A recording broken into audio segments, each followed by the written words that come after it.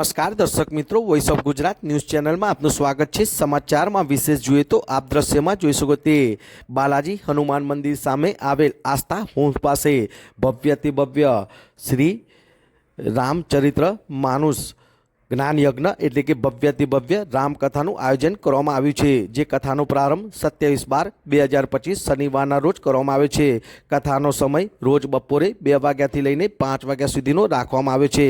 કથાની પૂર્ણાહુતિ 4/1/2026 રવિવારના રોજ કરવામાં આવશે। ત્યારે આ ભવ્યથી ભવ્ય રામકથાની અંદર આપ દ્રશ્યમાં જોઈ શકો તેમ મોટી સંખ્યામાં મહેમદાવાદ શહેરની ધર્મપ્રેમી પ્રજા તેનો લાભ લેતા નજરે જોવા મળી હતી। ત્યારે આ કથાની અંદર ભવ્યથી ભવ્ય રામકથાનું રસપાન પરમ પૂજ્ય સીતારામ બાપુ જેવો કલોલ પાસે આવેલ જલોલના વતની હોય અને અત્યાર સુધીને તેઓના મુખેથી લગભગ 436 એવી ભગવદ્ ગીતા અને રામકથાનું ભક્તોને રસપાન કરવામાં આવ્યું છે। ત્યારે 437મી કથા જેનું ભવ્યથી ભવ્ય રામકથાનું આયોજન મહેમદાવાદ શહેરની પવિત્ર ધરા પર કરવામાં આવ્યું છે। ત્યારે આ પવિત્ર રામકથાની અંદર 5મા દિને રામોત્સવ એટલે કે પ્રભુ શ્રી રામના જન્મોત્સવનો પ્રસંગ આવે છે। તેમાં આપ દ્રશ્યમાં જોઈ શકો તેમ નાના નાના ભૂલકાઓ પ્રભુ શ્રી રામ લક્ષ્મણ જેવા સુંદર મનમોહક વેશભૂષા ધારણ કરેલા હતા। તેઓની પૂજા અર્ચના કરવામાં આવી હતી અને પ્રભુ શ્રી રામના જન્મની એટલે કે જન્મોત્સવની ભવ્યથી ભવ્ય ઉજવણી કરવામાં આવી હતી। તો આ પ્રસંગે મુખ્ય મંચસ્થ અતિથિ એવા પૂર્વ ધારાસભ્ય સેવા ગૌતમસિંહ ચૌહાણ, ખીમજીભાઈ ભરવાડ જેવા અનેક મહાનુભાવો પણ ઉપસ્થિત રહ્યા હતા।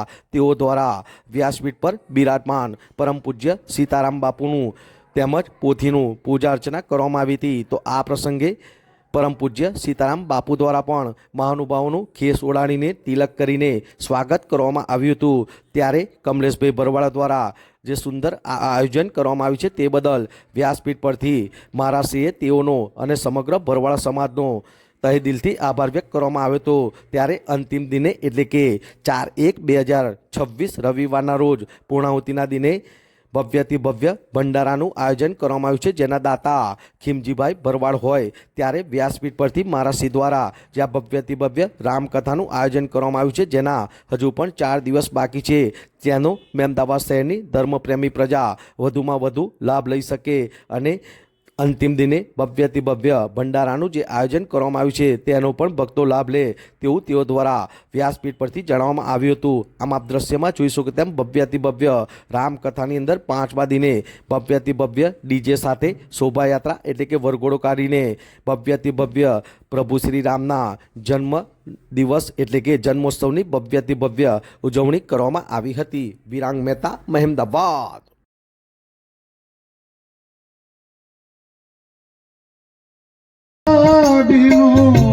सुलभन सोई राम कृपा बिनु सुलभन सोई सत्संग राम कृपा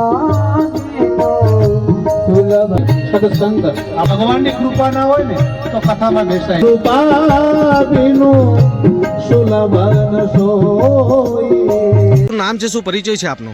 મારો પરિચય છે, મારું નામ સીતારામ બાપુ છે।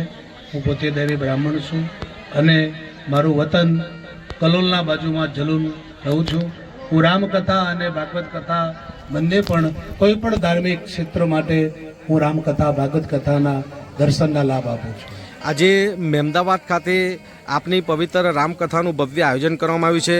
આજે 5મો દિવસ છે અને પ્રભુ શ્રી રામના જન્મોત્સવની ઉજવણી કરવામાં આવી છે અને મોટી સંખ્યામાં ભક્તો આનો લાભ લઈ રહ્યા છે। શું કહેવા માગો છો? એ જ કહેવા માગું છું હું કે સકલ પદાર્થ હે જગમાહી ભાગ્ય વિના નર પાવત નહીં। તો આ મહેમદાવાદની ધરા ઉપર આટલું મોટું દિવ્ય અને ભવ્ય આયોજન રામકથાનું ગામ સમક્ષ હનુમાનજીના સામે થઈ રહ્યું છે। તો ભગવાનને પ્રાર્થના કરું સદાયના માટે મારું મહેમદાવાદની આ જાગૃત પ્રજા આવીને સદાયના માટે રામ નામના અંદર તરબોળ બની રહે અને ભગવાન સદાયના માટે મહેમદાવાદના ઉપર આનંદ મંગલ કર્યા કરે સાહેબ। મહેમદાવાદની ગણો કે પ્રભુની કૃપાના અને પ્રભુના આશીર્વાદથી આજે મહેમદાવાદમાં આસ્થા સોસાયટી પાસે બાલાજી હનુમાન મંદિરની પાસે આ કથાનું આયોજન કરવામાં આવ્યું છે। આવી કેટલી કથા આપણે કરીએ છીએ? મારી આ રામકથા 437મી મારી આ કથા છે। અને આના પછીની કથા મારી બિલકુલ ચાલુ થાય છે ગાંધીનગરના અંદર 13 મારી કથા શરૂ થાય છે મારી. આજે 5 દિવસ પૂર્ણ થયા છે, 4 દિવસ બાકી છે, 9 દિવસની આ કથા છે.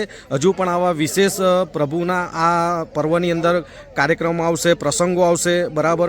અંતિમ દિને પણ ભંડારાનું ભવ્ય આયોજન કરવામાં આવ્યું છે. શું કહેવામાં છો મહેમદાવાદની પ્રજાને? મહેમદાવાદની પ્રજાને એ જ કહેવા માંગુ છું કે આવો લાહો જીવનમાં મળે નહીં, મનવા લઈ લે નામ મનખો પાછો નહીં મળે, પાછો નહીં મળે તને ગોત્યો નહીં જડે.